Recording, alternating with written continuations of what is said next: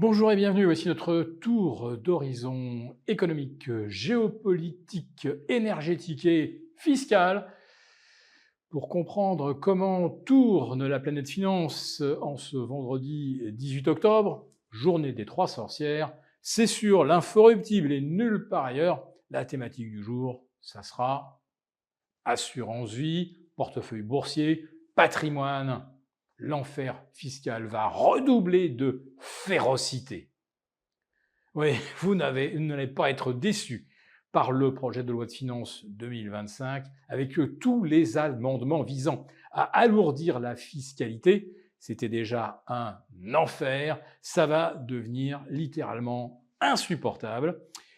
Mais commençons tout d'abord par ce qui paraît aujourd'hui comme pratiquement acquis, eh bien, la suppression de la flat tax à 30%, son relèvement à 33%, à 37,2% si vous gagnez plus de 250 000 euros par an.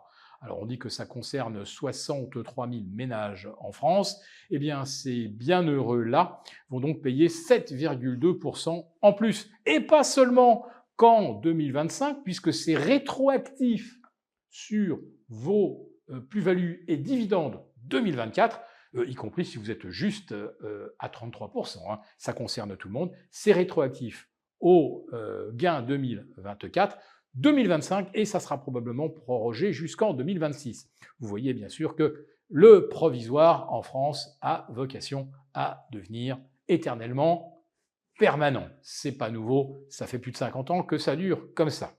Mais il y a également une autre disposition, un autre amendement qui risque de faire grincer, c'est que l'assurance vie perdrait un des derniers, sinon le seul avantage qui lui restait, c'est-à-dire la transmission hors droit de succession. Cette disposition serait donc supprimée. Autrement dit, après avoir travaillé toute votre vie, après que votre patron ait subi des prélèvements sur votre salaire, que vous-même ayez subi des impôts sur vos revenus, puis sur les revenus que vous avez réussi à mettre à travailler. Hein, votre épargne est également taxée, votre consommation taxée à 20% au travers de la TVA, et puis aujourd'hui au travers de la hausse de l'énergie, vous êtes également surtaxé, et ça va encore augmenter, ça c'est la promesse pour 2025, eh bien quand il vous est resté quoi 10% peut-être de ce que vous aviez gagné, eh bien cela va de nouveau être taxé, vous ne pourrez plus le transmettre hors droit de succession jusqu'à 152 000 euros.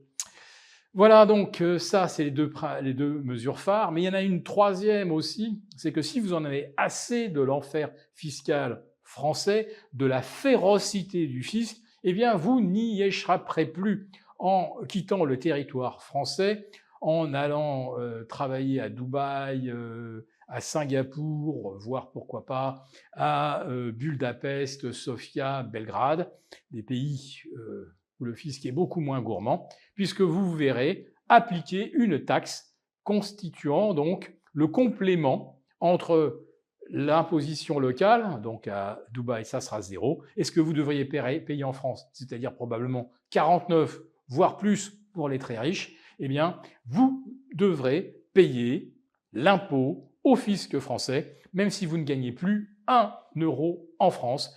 C'est donc l'enfer fiscal qui vous accompagne au-delà de nos frontières et jusqu'à la mort. C'est pas encore passé, naturellement, mais sachez qu'il y a une sorte de consensus quand même pour l'adoption de telles mesures. Évidemment, quand vous n'êtes pas très riche ou que vous prétendez défendre les intérêts du peuple, c'est très facile de dire qu'effectivement, il faut taper sur les 1%, voire les 0,1%, puisque c'est de cela qu'il s'agit lorsqu'on parle de 63 000 contribuables à plus de 250 000. Bon, ceux qui ont quitté la France doivent se dire « Mon Dieu, comme j'ai bien fait !» Espérons que la mesure de taxation des revenus à l'étranger ne sera pas elle aussi rétroactive, comme les ponctions sur vos dividendes et plus-values 2024. Allez, je referme la parenthèse fiscale qui pourtant concerne la bourse naturellement, au travers de votre épargne, pour justement jeter un coup d'œil sur les marchés. Alors là, évidemment, cette année, vous allez certainement payer de l'impôt sur la plus-value si vous ne faites rien, parce que eh bien, le CAC 40 est remonté à plus de 7600 points. C'est la journée des trois sorcières, c'est un peu normal qu'on assiste à un nouveau tirage des indices vers le haut, surtout qu'il s'agit à Wall Street de la 6e semaine de hausse consécutive et du 11e mois de hausse sur 12. Bon, 3e mois consécutif de hausse, avec un S&P 500 au zénith à plus de 5880 et peut-être même, pourquoi pas, 6000 avant le premier tour, enfin avant le scrutin présidentiel américain du 5 novembre. Et vous avez un Dow Jones qui pourrait également franchir la barre des 44 000. Wall Street semble littéralement invulnérable. Quant au CAC 40, à 7630, 7640, il va grappiller un petit 1,5% au mois de septembre, au mois d'octobre, après un mois de septembre qui avait été un des plus prolifiques en termes de plus-value boursière des 25 dernières années. Mais il y a également un actif qui fait moins parler de lui que les records de Wall Street, records en série. Il s'agit de l'or à plus de 2700 $ l'once, qui a tous les vents contraires contre lui. Une hausse de taux avec un rendement du 10 ans américain à plus de 4,11%, le 30 ans à plus de 4,40%. Alors on assiste à un véritable effondrement, bien sûr, des dépôts de dossiers pour des achats immobiliers aux États-Unis. On est même revenu sur des niveaux qui sont pires que ce qu'on a connu en avril 2020 avec les confinements, c'est dire. Donc les taux sont revenus au plus haut depuis fin juillet. Vous avez le dollar qui monte. Là encore, il y a une relation inverse et symétrique entre le dollar et l'or. Quand le dollar est à la hausse, l'or est à la baisse. Eh bien, c'est tout le contraire. L'or vient de passer la barre des 2007 alors que le dollar repasse la barre des 1,08 face à l'euro.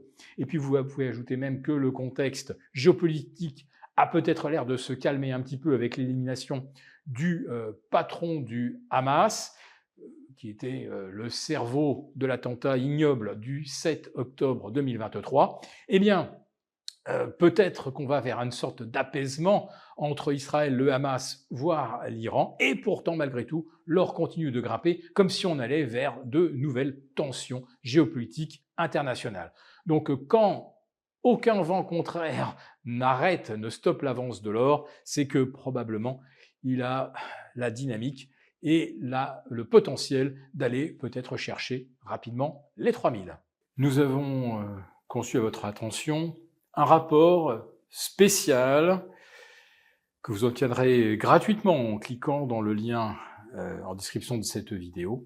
Un rapport spécial qui analyse toutes les conséquences économiques, financières et patrimoniales. Et bien sûr, ce rapport vous offre également des mesures, des initiatives à mettre en place très rapidement pour protéger votre épargne, celle de vos proches. Tout ça donc dans un rapport gratuit que vous obtenez en cliquant en bas de cette vidéo. Merci beaucoup d'avoir regardé cette vidéo. N'hésitez pas à réagir dans les commentaires ou à liker et partager cette vidéo si le contenu vous a plu. Et pour ne rater aucune de nos prochaines émissions, vous pouvez vous abonner à notre chaîne et activer les notifications. Et pour plus de contenu, n'oubliez pas que le dernier rapport rédigé par nos experts est accessible en cliquant sur le lien de description. On se retrouve tout de suite dans les commentaires et je vous dis à très bientôt pour une prochaine vidéo.